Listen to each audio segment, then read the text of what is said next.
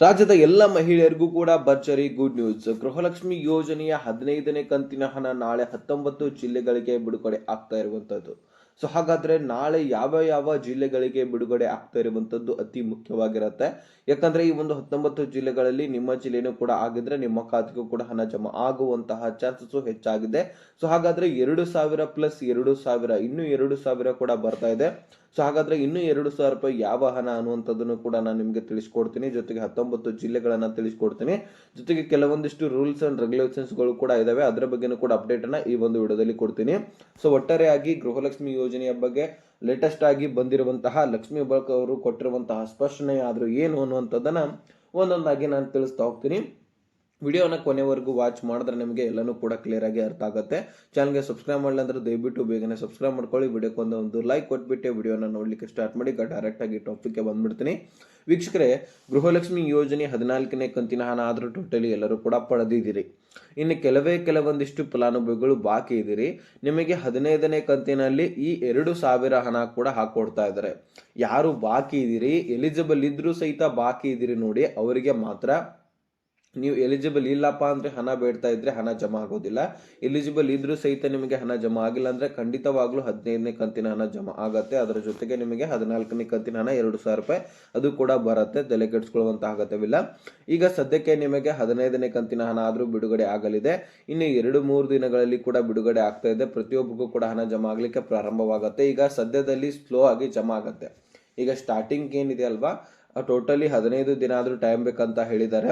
ಅದರಲ್ಲಿ ಸ್ಟಾರ್ಟಿಂಗ್ ಒಂದೆರಡು 3-4-5 ದಿನಗಳಲ್ಲಿ ಅತಿ ಸ್ಲೋ ಆಗಿನೇ ಹಣ ಜಮಾ ಆಗೋದು. ನೀವು ಅದನ್ನ ಕ್ಲಾರಿಟಿ ಪಡ್ಕೊಳ್ಳಿ. ಮೊದಲು ಒಂದೇ ದಿನದಲ್ಲಿ ಪ್ರತಿಯೊಬ್ಬರಿಗೂ ಕೂಡ ಬರಬೇಕು ಅಂತ ಹೇಳಿದ್ರೆ ಅಷ್ಟು ಆ ರೀತಿ ಜಮಾ ಆಗೋದಿಲ್ಲ. ನಾನು ಈಗಾಗಲೇ ಹೇಳಿದ್ದೀನಿ ಕೂಡ, ಒಂದೇ ದಿನದಲ್ಲಿ ನಿಮಗೆ ಪ್ರತಿಯೊಬ್ಬರಿಗೂ ಕೂಡ ಹಣ ಬೇಕಂದ್ರೆ ಆ ರೀತಿ ಜಮಾ ಮಾಡ್ಲಿಕ್ಕೆ ಸಾಧ್ಯ ಇಲ್ಲ. ಅದಕ್ಕೊಂದು ಸ್ವಲ್ಪ ಟೈಮ್ ಕೂಡ ಬೇಕಾಗತ್ತೆ. ಒಂದು ಹಂತದಲ್ಲಿ ಪ್ರತಿಯೊಬ್ಬರಿಗೂ ಕೂಡ ಜಮಾ ಮಾಡ್ಬೇಕಂದ್ರೆ ಒಂದು ಹಂತವಾಗಿ ಹಣ ಜಮಾ ಮಾಡ್ತಾವ್ರ. ಇಂತಿಷ್ಟು ಜಿಲ್ಲೆಗಳಿಗೆ ಇಂತಿಷ್ಟು ಮಹಿಳೆಯರಿಗೆ ಅಂತ ಹೇಳ್ಬಿಟ್ಟು ಹಂತವಾಗಿ ಹಣ ಜಮಾ ಮಾಡ್ತಾ ಹೋಗ್ತಾರೆ. ಸೊ ಅದನ್ನ ಸಹಕರಿಸಬೇಕಾಗತ್ತೆ. ನೀವು ಲೇಟೆಸ್ಟ್ ಆಗಿ ಅಪ್ಡೇಟ್ ಅನ್ನ ಪಡ್ಕೊಳ್ತೀರಾ. ಈಗ ಈ ಒಂದು 19 ಜಿಲ್ಲೆಗಳಕ್ಕಿಂತ ಮುಂಚೆ ಬಹಳಷ್ಟು ಜನ 4 ವೀಲರ್ ವಾಹನ ಬಗ್ಗೆ ಕಮೆಂಟ್ ಅನ್ನ ಮಾಡ್ತಾ ಇದ್ರಿ. ಸರ್, ನಮ್ಮ ಹತ್ರ 4 ವೀಲರ್ ವಾಹನ ಇದೆ, 14ನೇ ಕಂತಿನ ಹಣ ಬಂದಿಲ್ಲ, ಕಾರಣ ಇದೇನಾ ಅನ್ನುವಂಥದ್ದನ್ನ ಸುಮಾರು 4-5 ಜನ ಆದ್ರೂ ಕಮೆಂಟ್ ಮಾಡಿದ್ರಿ. ಅದಕ್ಕೋಸ್ಕರ ನಿಮಗೆ ಇದ್ರ ಬಗ್ಗೆ ಕ್ಲಾರಿಟಿ ಕೊಡ್ತಾ ಇದ್ದೀನಿ ಕೇಳಿ. ಬಹಳಷ್ಟು ಜನ ಇದ್ರೊಳಗೆ ಕನ್ಫ್ಯೂಸ್ ಇದ್ದಾರೆ. ಬೇರೆ ರೂಲ್ಸ್ಗಳು ನಿಮಗೆ ಆದಷ್ಟು ಗೊತ್ತಿದ್ದಾವೆ. ಯಾವುದೋ ಅಂದ್ರೆ 1,20,000ಕ್ಕಿಂತ ಹೆಚ್ಚಿನ ಆದಾಯ ಇರಬಾರದು, ಅದು ಕೂಡ ಗೊತ್ತಿರುವಂತದ್ದು ನಿಮಗೆ. ಅದೇ ರೀತಿಯಾಗಿ IT ರಿಟರ್ನ್ಸ್ ಅಂತೂ ಆಲ್ಮೋಸ್ಟ್ ಪ್ರತಿಯೊಬ್ಬರಿಗೂ ಕೂಡ ಗೊತ್ತಾಗ್ತಾ ಇದೆ. ಇನ್ನು ಕೆಲವೊಂದಿಷ್ಟು ಜನರಿಗೆ ತಾಂತ್ರಿಕ ದೋಷದಿಂದ ಕೆಲವು ಪ್ರಾಬ್ಲಮ್ ಆಗಿದೆ. ಅದಕ್ಕೆ ಸೊಲ್ಯೂಷನ್ ಕೂಡ ಹೇಳಿದ್ದೀನಿ ಕೂಡ. ಇನ್ನು ಮುಖ್ಯವಾಗಿದ್ದು ಏನಪ್ಪಾ ಅಂದ್ರೆ ಈ 4 ವೀಲರ್ ವಾಹನದ ಬಗ್ಗೆ ಬಹಳಷ್ಟು ಜನರಿಗೆ ಗೊತ್ತಿಲ್ಲ.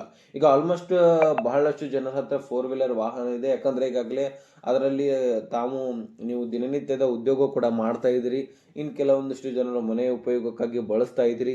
ಈ ರೀತಿ ಇರುವಂತಹ ಕಾರಣಕ್ಕಾಗಿ ನಿಮಗೆ ಗೊತ್ತಾಗ್ತಾ ಇಲ್ಲ ಯಾವ ಕಾರುಗಳಿಗೆ ಈ ಒಂದು ರೇಷನ್ಸ್ ಕಾರ್ಡ್ಗಳನ್ನ ರದ್ದು ಮಾಡ್ತಾರೆ, ಯಾವ ಕಾರ್ಗಳನ್ನ ಕೊಡ್ತಾರೆ ಅನ್ನುವಂಥದ್ದನ್ನ ನಾನು ನಿಮ್ಗೆ ಹೇಳ್ತೀನಿ. ಒಂದು ಕ್ಲಾರಿಟಿ ಇರಲಿ ನಿಮಗೆ. ಈ ಒಂದು 4 ವೀಲರ್ ವಾಹನಗಳಲ್ಲಿ ವೈಟ್ ಬೋರ್ಡ್ ಅಂತ ಒಂದು ಬರುತ್ತೆ, ಇನ್ನೊಂದು ಯೆಲ್ಲೋ ಬೋರ್ಡ್ ಅಂತ ಬರುತ್ತೆ. ಓಕೆನಾ? ಈ ಎರಡು ಟೈಪ್ ತರ ಕಾರ್ ಇರುತ್ತವೆ. ಇದರಲ್ಲಿ ವೈಟ್ ಬೋರ್ಡ್ ಕಾರ್ ಅಂದ್ರೆ ಏನು?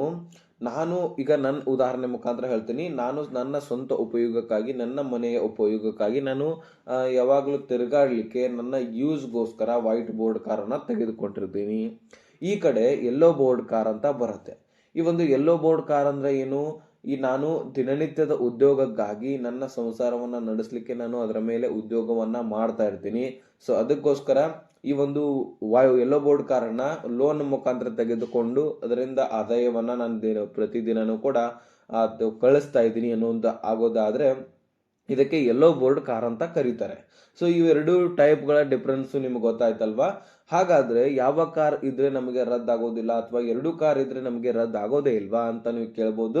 ಇಲ್ಲಿ ಕೇಳಿ, ವೈಟ್ ಬೋರ್ಡ್ ಕಾರ್ ಯಾರು ಸ್ವಂತ ಉಪಯೋಗಕ್ಕಾಗಿ ಬಳಸ್ತಾ ಇರ್ತೀರಿ, ನಿಮ್ಮ ಮನೆಯ ಉಪಯೋಗಕ್ಕಾಗಿ ಬಳಸ್ತಾ ಇರ್ತೀರಿ, ನಿಮ್ಮ ಒಂದು ರೇಷನ್ಸ್ ಕಾರ್ಡ್ಗಳು ರದ್ದಾಗತ್ತೆ. ಓಕೆನಾ?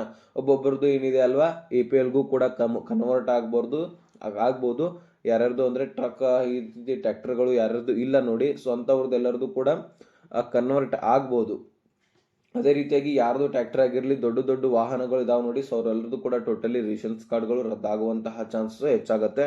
ಇನ್ನು ಯೆಲ್ಲೋ ಬೋರ್ಡ್ ಕಾರ್ ಇದ್ದವ್ರಿಗೂ ಒಂದು ಮಾತು ಹೇಳ್ತೀನಿ, ನೀವು ತಲೆ ಕೆಡಿಸ್ಕೊಳ್ಳುವಂತಹ ಅಗತ್ಯವಿಲ್ಲ. ನೀವು ದಿನನಿತ್ಯದ ಉದ್ಯೋಗಗಳಿಗೋಸ್ಕರ ಇದನ್ನ ನೀವು ಬಳಸ್ತಾ ಇರ್ತೀರಿ. ಅದೇ ರೀತಿಯಾಗಿ ನೀವು ಇದನ್ನ ಸಾರಿಗೆ ಇಲಾಖೆಯಲ್ಲಿ ಅದೇ ರೀತಿ ಮೆನ್ಷನ್ ಕೂಡ ಮಾಡಿರ್ತೀರಿ. ನೀವು ಏನಂತ ಮೆನ್ಷನ್ ಮಾಡಿರ್ತೀರಿ ಅದೇ ಇಂಪಾರ್ಟೆಂಟ್ ಆಗುತ್ತೆ. ನೀವು ಮೊನ್ನೆ ನಿಮಗೋಸ್ಕರ ಯೂಸ್ ಮಾಡ್ತಾ ಇದ್ರೆ ನೀವು ಅಲ್ಲಿ ಒಂದು ಏನಾದರೂ ನೀವು ಯೆಲ್ಲೋ ಬೋರ್ಡ್ ಕಾರ್ ಅಂತ ಮೆನ್ಷನ್ ಮಾಡಿದ್ದೆ ಆದರೆ ನಿಮಗೆ ಈ ಒಂದು ರೇಷನ್ ಕಾರ್ಡ್ ರದ್ದಾಗೋದಿಲ್ಲ. ಅದೇ ರೀತಿಯಾಗಿ ಈ ಕಡೆ ಯಾರು ನೀವು ಅಲ್ಲಿ ಹೋಗಿ ನೀವು ದಿನನಿತ್ಯನ ಉಪಯೋಗಕ್ಕೋಸ್ಕರ ಬಳಕೆಗೋಸ್ಕರ ಯೂಸ್ ಮಾಡ್ತಾ ಇದೀವಿ ಅಂತ ವೈಟ್ ಬೋರ್ಡ್ ಕಾರ್ ಅಂತ ಮೆನ್ಷನ್ ಮಾಡಿ ಇಲ್ಲಿ ನೀವು ಉದ್ಯೋಗವನ್ನ ಮಾಡ್ತಾ ಇದ್ರು ಕೂಡ ನಿಮಗೆ ರೇಷನ್ ಕಾರ್ಡ್ ರದ್ದಾಗುತ್ತೆ. ಒಟ್ಟಾರೆಯಾಗಿ ಸಾರಿಗೆ ಇಲಾಖೆಯಲ್ಲಿ ಏನಂತ ಮೆನ್ಷನ್ ಮಾಡ್ತೀರಿ, ಸೊ ಅದು ಮುಖ್ಯವಾಗಿ ಡಿಫೆಂಡ್ ಆಗುತ್ತೆ ನಿಮ್ಮ ಒಂದು ರೇಷನ್ಸ್ ಕಾರ್ಡ್ಗಳ ಉಳಿಯುವ ಮೇಲೆ. ಅದಕ್ಕೋಸ್ಕರ ಪ್ರತಿಯೊಬ್ಬರು ಕೂಡ ಅದನ್ನ ಚೆಕ್ ಮಾಡ್ಕೊಳ್ಳಿ. ಅಥವಾ ಯಾರು ಈ ಒಂದು ಕಾರ್ ಹೊಸ ಖರೀದಿ ಮಾಡ್ತಿರ್ತೀರಿ, ಸೊ ಅದನ್ನ ಮೊದಲು ನೀವು ಏನ್ ಮಾಡಿ ಪರ್ಚೇಸ್ ಮಾಡುವಾಗ ಸರಿಯಾಗಿ ನೋಡ್ಕೊಂಡು ಪರ್ಚೇಸ್ ಮಾಡ್ಕೊಳ್ಳಿ. ಈಗಾಗಲೇ ಕ್ಲೋಸರ್ಗಳು ಬಹಳಷ್ಟು ಜನರ ಹತ್ರ ಇರುತ್ತೆ, ಸೊ ಅವರಂತರೂ ಡ್ರೈವಿಂಗ್ ಏನು ಬಾಡಿಗೆಗಳನ್ನೇ ಮಾಡ್ತಿರ್ತಾರೆ ಆಲ್ಮೋಸ್ಟ್. ಸೊ ಅವ್ರು ಏನ್ ಮಾಡಿರ್ತಾರೆ, ಯೆಲ್ಲೋ ಬೋರ್ಡ್ ಕಾರ್ ಅಂತಾನೆ ಒಂದು ಮೆನ್ಷನ್ ಮಾಡಿರ್ತಾರೆ. ಸೊ ಅದಕ್ಕೋಸ್ಕರ ಅವ್ರದ್ದೇನು ಪ್ರಾಬ್ಲಮ್ ಆಗೋದಿಲ್ಲ. ಅವ್ರ ಹತ್ರ ರೇಷನ್ಸ್ ಕಾರ್ಡ್ಗಳು ಇರುತ್ತವೆ. BPL ಅಥವಾ EPL ಆದ್ರೂ ಖಂಡಿತವಾಗ್ಲೂ ಇದ್ದೇ ಇರುತ್ತೆ, ಅದಕ್ಕೆ ಏನು ಪ್ರಾಬ್ಲಮ್ ಇಲ್ಲ. ಇಷ್ಟು ನಿಮಗೆ ಲೇಟೆಸ್ಟ್ ಆಗಿ ಇದ್ರ ಬಗ್ಗೆ ನಿಮ್ಮ 4 ವೀಲರ್ ವಾಹನಗಳ ಬಗ್ಗೆ ಬಹಳಷ್ಟು ಜನ ಕೇಳ್ತಾ ಇದ್ರಿ. ಸೊ ಇದ್ರ ಬಗ್ಗೆ ಹೇಳಿದೀನಿ. ಇದನ್ನ ಬಿಟ್ರೆ ಹಳ್ಳಿಯಲ್ಲಿರುವಂತಹ ಒಂದು 3 ಹೆಕ್ಟೇರ್ ಭೂಮಿಗಿಂತ ಹೆಚ್ಚಿನ ಅದು ನೀರಾವರಿ ಆಗಿರ್ಲಿ ಅಥವಾ ವನಭೂಮಿ ಆಗಿರ್ಲಿ, ಆ ಭೂಮಿಗಳಿದ್ರೆ ನಿಮ್ಮ ರೇಷನ್ ಕಾರ್ಡ್ ಕೂಡ ರದ್ದಾಗುತ್ತೆ. ನಗರ ಪ್ರದೇಶದಲ್ಲಿ ಕೂಡ ಈಗ 1,000 ಚದರ ಮೀಟರ್ ಅಷ್ಟು ಒಂದು ಸ್ವಂತ ಮನೆ ಇದ್ರೆ, ಅದು ಬಾಡಿಗೆನಾದ್ರೂ ಕೊಡಿ ಅಥವಾ ನೀವೇ ವಾಸವಾಗಿರಿ, ಸೊ ಆ ಒಂದು ರೇಷನ್ ಕಾರ್ಡ್ ಕೂಡ ರದ್ದಾಗುತ್ತೆ. ಅದೇ ರೀತಿಯಾಗಿ ಗೌರ್ಮೆಂಟ್ ಜಾಬ್ಸ್ಗಳನ್ನ ಯಾರು ಹೊಂದ್ತಾ ಇದ್ದೀರಿ, ಸದ್ಯದಲ್ಲಿ ಯಾರ್ಯಾರ್ದು ಗೌರ್ಮೆಂಟ್ ಜಾಬ್ಗಳು ಆಗ್ತಾ ಇದಾವೆ, ಸೊ ಅವರ ರೇಷನ್ ಕಾರ್ಡ್ಗಳು ಕೂಡ ರದ್ದಾಗ್ತದೆ. ಇವು ಸಾಕಷ್ಟು ರೂಲ್ಸ್ಗಳಿದಾವೆ. ನಿಮಗೆ ಮುಖ್ಯವಾಗಿ 4 ವೀಲರ್ ವಾಹನ ಬಗ್ಗೆ ತಿಳಿಸ್ಕೊಡ್ಬೇಕಾಗಿತ್ತು, ತಿಳಿಸ್ಕೊಟ್ಟಿದ್ದೀನಿ. ಈಗ ಈ ಒಂದು ನಾಳೆ ಯಾವ್ಯಾವ ಜಿಲ್ಲೆಗಳಿಗೆ ಬಿಡುಗಡೆ ಆಗ್ತಾ ಇದೆ ಅನ್ನೋದ್ರ ಬಗ್ಗೆ ನಾನು ಮಾಹಿತಿಯನ್ನ ನಿಮಗೆ ಲಭ್ಯ ಮಾಡಿಕೊಡ್ತೀನಿ. ಈಗ ನೋಡಿ, ಬಹಳಷ್ಟು ಜನ ವೇಟ್ ಮಾಡ್ತಾ ಇದ್ರಿ 19 ಜಿಲ್ಲೆಗಳನ್ನ ತಿಳಿಸ್ಕೊಡಪ್ಪ ನಮ್ಗೆ ಸಾಕು ಅಂತ ನೀವು ಕೇಳಬಹುದು. ಯಾಕಂದ್ರೆ ರೂಲ್ಸ್ಗಳು ಆಲ್ಮೋಸ್ಟ್ ಎಲ್ರಿಗೂ ಕೂಡ ಗೊತ್ತಿರುವಂತದ್ದು. ಒಂದು ಸ್ವಲ್ಪ ಕನ್ಫ್ಯೂಸ್ ಆಗಿರುವಂತಹ ಕಾರಣಕ್ಕಾಗಿ ನಾನು ಕ್ಲಾರಿಟಿಯನ್ನ ಕೊಟ್ಟಿದ್ದೆ. ಈಗ ನೋಡಿ, 19 ಜಿಲ್ಲೆಗಳನ್ನ ನಾನು ನಿಮಗೆ ತಿಳಿಸ್ಕೊಡ್ತೀನಿ. ಕಲಬುರಗಿ, ಬಳ್ಳಾರಿ, ಗದಗ, ಹಾಸನ, ವಿಜಯನಗರ, ಧಾರವಾಡ, ಯಾದಗಿರಿ, ಉತ್ತರ ಕನ್ನಡ, ದಕ್ಷಿಣ ಕನ್ನಡ, ದಾವಣಗೆರೆ, ಉಡುಪಿ, ತುಮಕೂರು, ಚಿತ್ರದುರ್ಗ, ಚಿಕ್ಕಮಗಳೂರು, ಶಿವಮೊಗ್ಗ, ರಾಯಚೂರು, ಚಿಕ್ಕಬಳ್ಳಾಪುರ, ಚಾಮರಾಜನಗರ, ಮೈಸೂರು, ಈ ಒಂದು ಜಿಲ್ಲೆಗಳಿಗೆ ಹಣ ಬಿಡುಗಡೆ ಆಗ್ತಾ ಇದೆ. ಸೊ ಬಹಳಷ್ಟು ಜನರು ಈ ಒಂದು ಜಿಲ್ಲೆಯಲ್ಲಿ ಕೂಡ ಇರ್ತೀರಿ. ಇನ್ನು ಈ ಒಂದು ಜಿಲ್ಲೆಗಳನ್ನ ಹೊರತುಪಡಿಸಿ ಬೇರೆ ಬೇರೆ ಒಂದು ವೀಕ್ಷಕರು ನೋಡ್ತಾ ಇದ್ರೆ ನೀವು ವರಿ ಮಾಡ್ಕೊಳ್ಬೇಡಿ. ನಮಗೆ ಜಿಲ್ಲೆನ ಬರ್ಲಿಲ್ಲಪ್ಪ, ಇಟ್ಟು ತಕ್ಕ ನೋಡಿದ್ವಿ ನಾವು, ಹಣ ಬರತ್ತೋ ಇಲ್ವೋ ಗೊತ್ತಿಲ್ಲ ಅಂತ ಅನ್ಕೊಳ್ಬಹುದು. ಇಲ್ಲಿ ಏನೂ ವರಿ ಮಾಡ್ಕೊಳ್ಬೇಡಿ. 1 ಅಥವಾ 2 ದಿನಗಳಲ್ಲಿ ಅಥವಾ ಟೋಟಲಿ ನಮಗೆ 15 ದಿನ ಬೇಕು. ಈ ಒಂದು ಜಿಲ್ಲೆಗಳನ್ನ ಹೇಳಿದ್ನಲ್ಲ ನಾನು, ಈ ಒಂದು ಜಿಲ್ಲೆದವರಿಗೆ ಒಂದೇ ದಿನದಲ್ಲಿ ಎಲ್ಲರಿಗೂ ಕೂಡ ಆಲ್ಮೋಸ್ಟ್ ಜಮಾ ಆಗಿ ಕ್ಲಿಯರ್ ಆಗೋದಿಲ್ಲ. ಈ ಒಂದು ಜಿಲ್ಲೆದಲ್ಲಿ ಕೆಲವೊಂದಿಷ್ಟು ಫಲಾನುಭವಿಗಳಿಗೆ ಮೊದಲನೇ ದಿನದಲ್ಲಿ ಜಮಾ ಆಗತ್ತೆ. ಈ ರೀತಿ 2ನೇ ದಿನದಲ್ಲಿ ಕೆಲವೊಂದಿಷ್ಟು ಜನರಿಗೆ, 3ನೇ ದಿನದಲ್ಲಿ ಕೆಲವೊಂದಿಷ್ಟು ಜನರಿಗೆ, ಈ ರೀತಿ ಹಂತ ಹಂತವಾಗಿ ಜಮಾ ಆಗ್ತಾ ಹೋಗುತ್ತೆ. ಒಂದೇ ದಿನದಲ್ಲಿ 2ನೇ ದಿನದಲ್ಲಿ ಪ್ರತಿಯೊಬ್ಬರಿಗೂ ಕೂಡ ಜಮಾ ಆಗಿ ಕ್ಲಿಯರ್ ಆಗೋದಿಲ್ಲ. ಇನ್ನು ಈ ಒಂದು 14ನೇ ಕಂತಿನವರೆಗೂ ಕೂಡ ಜಮಾ ಆಗಿದೆ ಅಲ್ವಾ, ಈ ಒಂದು ಕಂತಿನವರೆಗೆ ಯಾವುದಾದ್ರೂ ಕಂತು ಸ್ಪೀಡ್ ಆಗಿ ಜಮಾ ಆಗಿದೆ ಆದ್ರೆ ಅದು 14ನೇ ಕಂತಿನ ಹಣ ಮಾತ್ರ. ಅದು 3 ರಿಂದ 4 ದಿನದಲ್ಲಿ ಆಲ್ಮೋಸ್ಟ್ ಎಲ್ಲರ ಖಾತೆಗೆ ಬಂದಿತ್ತು.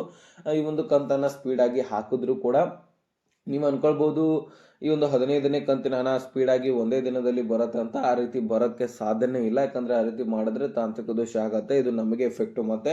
ಸೊ ಈ ರೀತಿ ಬೇಡವೇ ಬೇಡ. ನಮಗೆ ಹಂತ ಹಂತವಾಗಿ ಒಂದು 10 ದಿನದವರೆಗೂ ಕೂಡ ಬಂದ್ರು ನಡೆಯುತ್ತೆ. ಓಕೆನಾ. ಸೊ ಇದಕ್ಕೆಲ್ಲ ಕೂಡ ಸಹಕರಿಸಬೇಕಾಗತ್ತೆ ನೀವು. ಇಷ್ಟು ಲೇಟೆಸ್ಟ್ ಆಗಿ ಅಪ್ಡೇಟ್ಸ್ಗಳು ಇದ್ವು, ನಾನು ನಿಮಗೆ ಕ್ಲಾರಿಟಿಯನ್ನು ಕೊಟ್ಟಿದ್ದೀನಿ. ಅರ್ಥ ಆಗಿದ್ರೆ ಲೈಕ್ ಮಾಡಿ, ನಿಮ್ಮ ಸ್ನೇಹಿತರಿಗೆ ಶೇರ್ ಮಾಡಿ, ಸಬ್ಸ್ಕ್ರೈಬ್ ಮಾಡೋಂತಹ ಮತ್ತೆ ಮುಂದಿನ ಮಾಹಿತಿಯನ್ನು ಸಿಗೋಣ. ಅಲ್ಲಿ ತನಕ ಬಾಯ್, ಟೇಕ್ ಕೇರ್ ಫ್ರೆಂಡ್ಸ್.